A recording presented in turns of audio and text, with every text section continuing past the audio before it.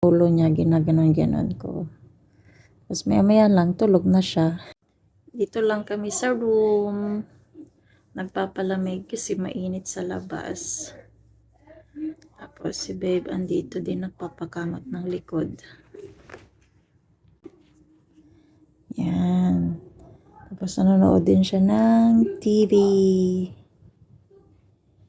Yung Fire Stick ang pinapanood niya kasi nanonood siya ng football.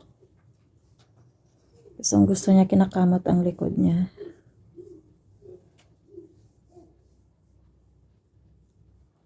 Tapos, minsan pag sa ulo, yung ginaganyan-ganyan lang, oh. Mabilis siya makatulog kapag ginaganyan-ganyan ng ulo niya. Nagugustuhan niya, magganon-ganon lang. Kaya madalas sa gabi kapag matulog, kung hindi siya magpapakamot ng likod, yung ulo niya, ginaganon-ganon ko. Tapos maya lang, tulog na siya.